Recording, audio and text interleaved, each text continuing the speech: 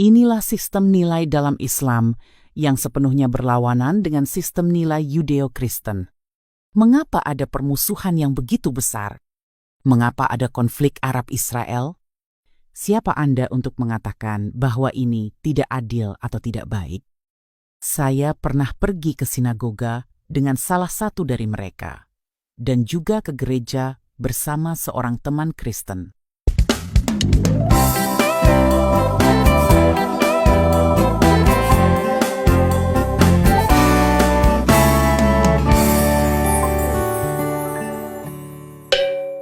Ketika saya memasuki sinagoga, saya berpikir, oke, kita akan mulai mendengar kebencian dan kutukan terhadap Muslim, seperti di masjid yang selalu mengutuk orang Yahudi dan Kristen. Apakah Anda tahu bahwa di seluruh Timur Tengah, setiap ibadah di masjid selalu diakhiri dengan kutukan terhadap non-Muslim?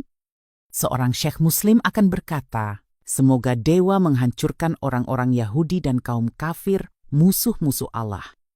Itulah akhir dari pengalaman spiritual di masjid. Saya terkejut ketika berada di sinagoga dan mereka justru berdoa untuk kedamaian di seluruh dunia. Hari itu saya pergi dengan perasaan, ada sesuatu yang salah dengan agamaku.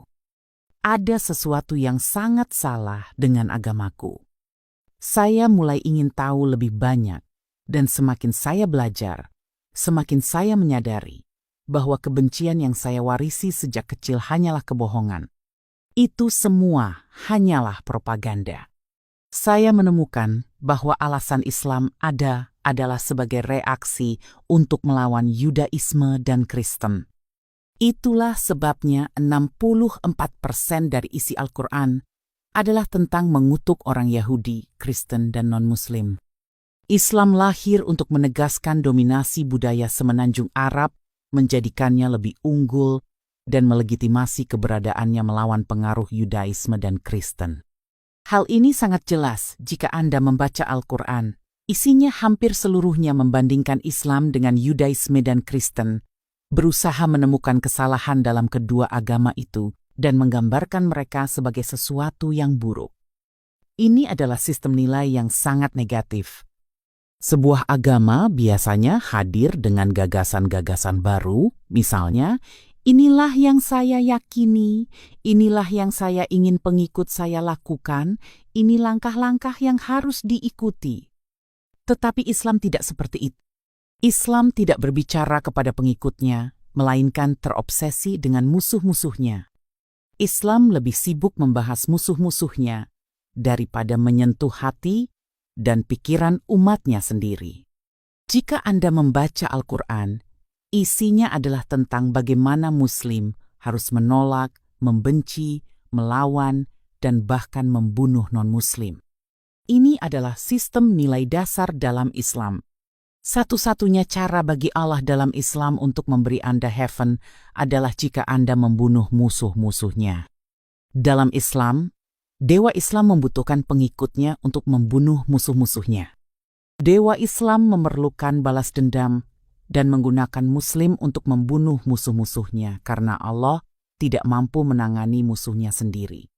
Islam adalah ideologi negatif, sebuah bentuk penolakan terhadap orang-orang yang mereka tidak suka. Islam adalah alat untuk mengendalikan orang lain. Nilai-nilai Islam semuanya berpusat pada kontrol, mengendalikan perempuan, mengendalikan warga negara, mengendalikan apa yang mereka lakukan, bagaimana mereka makan, bagaimana mereka berjalan, bagaimana mereka berbicara, semuanya. Perempuan, tutup dirimu atau kamu akan mendapat akibatnya. Inilah sistem nilai dalam Islam yang sepenuhnya berlawanan dengan sistem nilai Yudeo-Kristen. Mengapa ada permusuhan yang begitu besar? Mengapa ada konflik Arab-Israel? Ketika Muhammad memulai agamanya, dia ingin mempertahankan budaya semenanjung Arab. Jangan ubah saya. Jangan datang dan berkata, cintailah sesamamu seperti dirimu sendiri.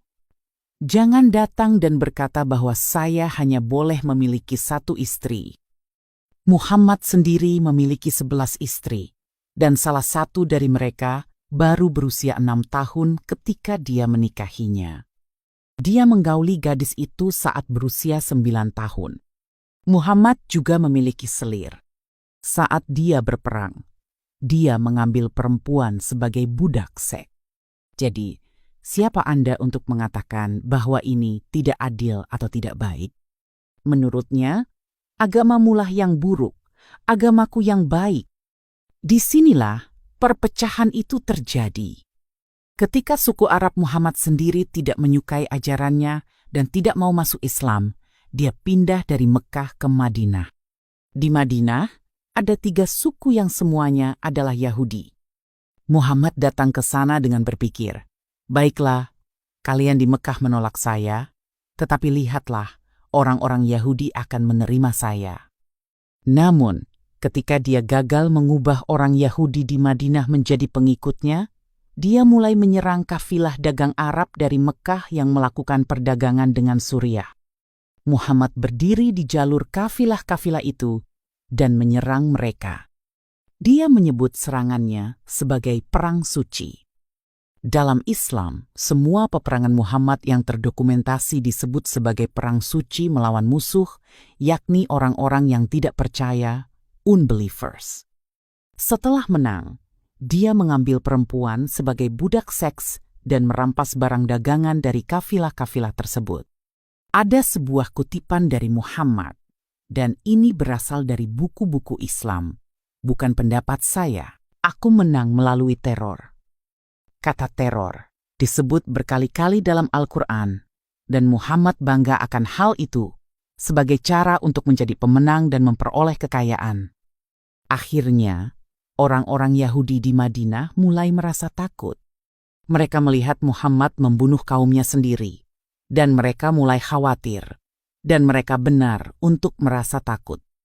Maka pertanyaannya muncul, Nabi macam apa yang membunuh sukunya sendiri hanya demi merampas harta mereka? Dia mulai terlihat buruk, dan orang-orang Yahudi menolak masuk Islam. Maka, dia berubah sikap. Awalnya, dia menyebut mereka dengan nama-nama baik, seperti kalian adalah ahli kitab. Namun, ketika mereka tidak masuk Islam, dia berbalik sepenuhnya. Dia mengusir banyak dari mereka, bahkan ingin membunuh mereka. Ada seorang rabi yang berpura-pura masuk Islam agar bisa membujuk Muhammad untuk tidak membunuh orang-orang Yahudi. Semua ini tertulis dalam buku-buku Islam, bukan dalam buku-buku Ibrani. Buku-buku Islam menggambarkan apa yang dilakukan Muhammad terhadap suku Yahudi terakhir di Madinah. Dia mengepung mereka sampai mereka kelaparan. Dia mulai menggali parit, dan kemudian apa yang dia lakukan? Dia mengambil semua laki-laki yang sudah melewati masa pubertas, di atas usia 12 tahun, dan menghabiskan 2 hari penuh memenggal kepala mereka. Dan Anda bertanya-tanya mengapa sekarang ada Muslim yang memenggal kepala orang di internet dan merasa bangga. Muhammad memenggal mereka satu persatu. Setelah selesai, dia mengambil perempuan mereka dan memilih salah satu wanita pertama untuk dirinya sendiri. Wanita bernama Safiyah. Dia telah membunuh suami, ayah, dan semua kerabat laki-lakinya. Lalu dia menjadikannya selir, bukan istri, tetapi budak seksnya, hingga wanita itu meninggal dalam kepemilikannya. Setelah itu, Muhammad memberikan semua perempuan lainnya kepada para